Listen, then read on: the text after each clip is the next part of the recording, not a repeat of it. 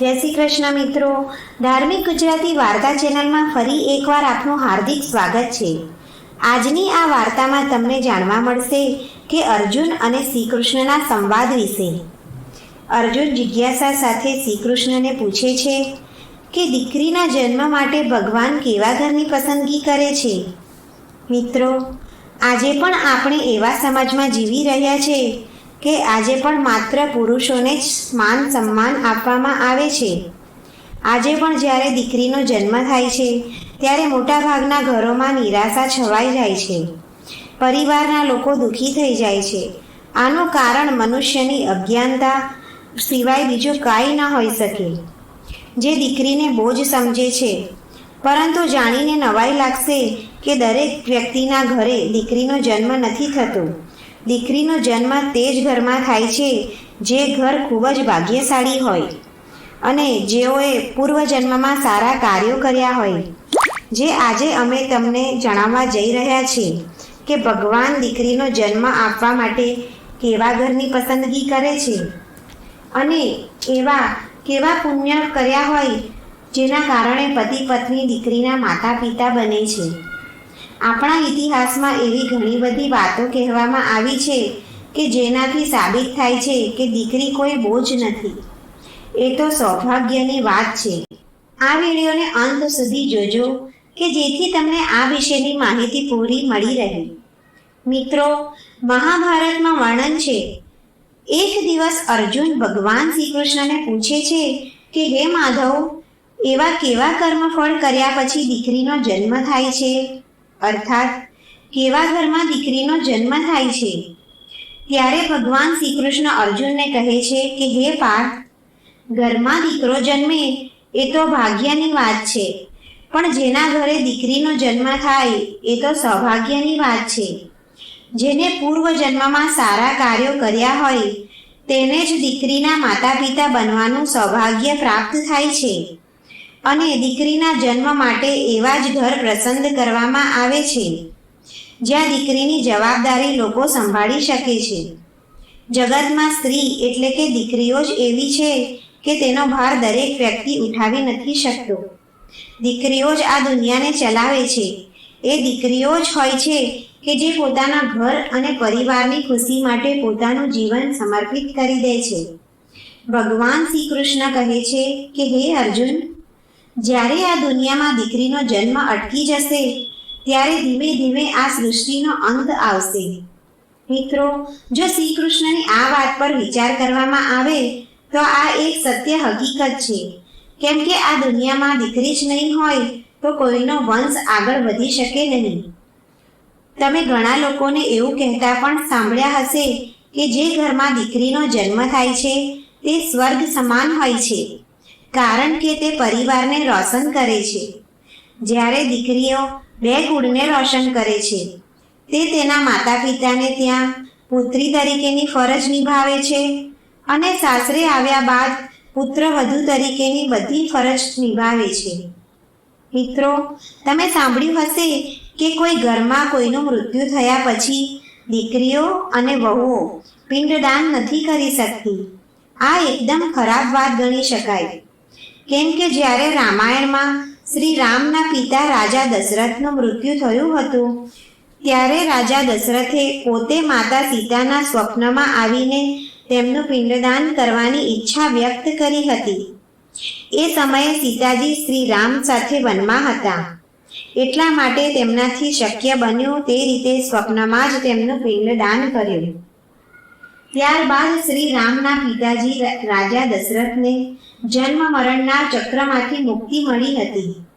એટલું જ નહીં, હિન્દુ ધાર્મિક ગ્રંથોમાં કહેવામાં આવ્યું છે કે દીકરીઓ પણ પિતાના નામ પર પિંડદાન કરી શકે છે અને જો સાસરી પક્ષે કોઈ પુત્ર ન હોય તો તે સમયે પુત્ર વધુ પણ પિંડદાન કરી શકે છે અને એ લોકો ખૂબ જ ભાગ્યશાળી હોય છે જેના ઘરે દીકરીનો જન્મ થાય છે. જેના ઘરે એકથી વધુ દીકરીઓ હોય છે તે પ્રબળ કિસ્મતવાળા હોય છે. એટલે કે આ જ કારણ છે કે દીકરીઓને લક્ષ્મી કહેવામાં આવે છે. સ્કંદ પુરાણમાં હિન્દુ ધર્મના 18 પુરાણોમાં એક છે, જેમાં કહેવાયું છે કે એક દીકરીને દિવ્ય માતાનો અવતાર માનવામાં આવે છે. એમ માનવામાં આવે છે કે બેટી હોવું એ પરિવાર માટે સૌભાગ્ય, સમૃદ્ધિ અને ખુશીઓ આવે છે. તે પ્યાર, કરુણા અને દેખભાળનો સ્ત્રોત કહેવાય છે. સ્કંદ પુરાણમાં આ પણ ઉલ્લેખ છે કે જે પિતા પોતાની પુત્રીને સ્નેહથી પાળે છે તેને મહાન યોગ્યતા પ્રાપ્ત થાય છે. તેને આગળના જીવનમાં પણ સૌભાગ્ય પ્રાપ્ત થાય છે. ઘણા લોકો એવું વિચારે છે કે જેના ઘરે દીકરીનો જન્મ થાય છે ત્યાં દીકરી બોજ હોય છે. તેનો ભણવાનો ખર્ચ થશે, તેના લગ્નનો ખર્ચ કરવો પડશે અને તેને જલ્દીથી લગ્ન કરાવી દો જેથી તે બોજ ના લાગે. આ જ એક નાનો એવો વિચાર દીકરીના ભવિષ્યને ખરાબ કરી નાખે છે. તમે જ વિચારો કે દીકરીના મનમાં કેટલા સ્વપ્નો હોય છે. તેને કંઈક કરવું છે, તેને કંઈક બનવું છે, કંઈક હાસિલ કરવું છે, પણ આ સપના માત્ર સપના જ રહી જાય છે. માટે તમારી દીકરીઓને તેમના સપના પૂરા કરવા દેવા જોઈએ. તેઓને જીવનની તમામ ખુશીઓ આપો. કહેવાય છે કે દીકરો પિતાનું માન છે તો દીકરી પિતાનું સન્માન છે. એક દીકરી પોતાના કરતાં પોતાના મા બાપનું વધારે વિચારે છે. દીકરીને જ પોતાના મા બાપ પ્રત્યે વધારે પ્રેમ અને લાગણી હોય છે. જે એક દીકરી જ આવું કરી શકે છે. દીકરી જન્મ લે છે ત્યારે એ દિવસ તહેવારના રૂપમાં મનાવવો જોઈએ. માતા પિતાએ દીકરીને અહેસાસ અપાવવો જોઈએ કે દીકરી તેના માટે કેટલી ખાસ છે. મિત્રો, દીકરી ક્યારેય તેના મા બાપ પર, ઘર પરિવાર પર બોજ નથી બનતી. તે માત્ર પોતાના પરિવારની કિસ્મત બનાવવા માટે જ જન્મ લે છે. તે પોતાનું નસીબ સાથે લઈને જન્મે છે. ઘણા લોકો કહે છે કે હિન્દુ ધર્મમાં, ઇતિહાસમાં દીકરીનું મહત્વ નથી. એવાને ખાસ કહેવું છે કે દીકરી તો સ્વયં માતા લક્ષ્મી છે, દુર્ગા છે, મહાકાળી છે અને નારી તો સર્વદા પૂજનીય છે. દીકરી એ શક્તિનું બીજું રૂપ છે જે નર કરતાં વધારે ભારી છે અને આ જ વાત સત્ય ગણાય છે. આ વાત ઇતિહાસમાં પણ જોવા મળે છે કે વરિષ્ઠજીની પત્ની અરુંધતીએ વરુણ અને ઇન્દ્રદેવને બ્રહ્મ જ્ઞાન આપ્યું હતું. દ્રૌપદી પણ ધનુર્વિદ્યામાં જાણતી હતી. મહાભારતમાં પણ વર્ણન છે કે દ્રૌપદી અર્થશાસ્ત્રી હતી, યુધિષ્ઠિરના રાજકાર્યમાં સહયોગ આપતી હતી. અને આ એક અજ્ઞાનતાની વાત છે કે દીકરીની ઇજ્જત નથી કરવામાં આવતી. દ્રૌપદીના વસ્ત્ર હરણ કરવાથી કૌરવોનો નાશ થયો. માતા સીતાનું હરણ કરવાથી લંકાનો નાશ થયો અને લંકા સળગી ઉઠી. રામાયણમાં શિવજીનું ધનુષ જ્યારે શ્રી રામ તોડે છે ત્યારે રાજા જનક દશરથજીને જાણકારી આપે છે, સંદેશ આપે છે કે બંને મળે છે અને દશરથ રાજા પ્રણામ કરે છે. આમ તો છોકરાવાળાના પિતા નમસ્કાર નથી કરતા. જનક રાજા દશરથજીને કહે છે કે તમે છોકરાવાળા છો, તમે મોટા કહેવાય, તમારે મને નમન ના કરવું જોઈએ. ત્યારે દશરથ રાજા કહે છે કે મોટા તો તમે કહેવાયા, તમે દીકરી આપી રહ્યા છો, તમે દાતા છો, હું માત્ર યાચક છું. મિત્રો, દીકરી એ પિતાનો ખજાનો છે જે દરેક પિતાએ ગર્વ કરવો જોઈએ. શાસ્ત્રમાં પણ બતાવવામાં આવ્યું છે કે જ્યારે મૃત્યુ થાય છે ત્યારે દીકરો પિંડદાન કરે તો પિતાને મુક્તિ મળતી હોય છે. પરંતુ જ્યારે એક દીકરીના પિતા તેની માટે સારો વર શોધીને કન્યાદાન આપે છે ત્યારે સામેવાળાની 21 પેઢીનું મુક્તદાન થઈ જાય છે, પિંડદાન થઈ જાય છે. 21 પેઢીને મુક્તિ મળી જાય છે. એટલા માટે તમારા ઘરે દીકરી હોય તો ગર્વ કરવો જોઈએ કે જેને તમારા ઘરમાં જન્મ લઈને તમને પુણ્ય ફળના ભાગ્ય બનાવ્યા છે.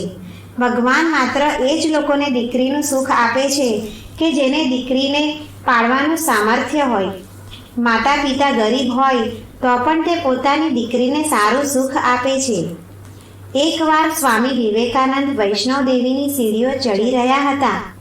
બાજુમાં એક ખેડૂત તેની પુત્રીને ખભા પર બેસાડી સીડી ચડી રહ્યો હતો. ત્યારે સ્વામી વિવેકાનંદે કહ્યું કે બાબા, તમને તમારી બેટીનું બોજ લાગી રહ્યું હશે, તેને હું ઉઠાવી લઉં છું. માતા વૈષ્ણવ દેવીના દરબાર સુધી હું લઈ જાઉં છું. ત્યારે કિસાને સ્વામી વિવેકાનંદને કહ્યું કે બેટી ક્યારેય બાપ પર બોજ નથી હોતી. બેટી બાપના ખભા પર હોય તો બહારના બોજને હલકું કરે છે અને તેના ઘરે જ દીકરી જન્મ લે છે. દીકરી ક્યારેય પણ ધનની ભૂખી નથી હોતી, તે માત્ર માન સન્માનની ભૂખી હોય છે. હવે તમે વિચારતા હશો કે કેવા કર્મ કર્યા પછી દીકરી ઘરમાં જન્મ લે છે. તો ગરુડ પુરાણમાં કહેવામાં આવ્યું છે કે જે મનુષ્ય દાન કરે છે, પુણ્ય દાન કરે છે, તેને જ સ્ત્રી રત્ન પ્રાપ્ત થાય છે, એટલે કે પુત્રી રત્ન મળે છે.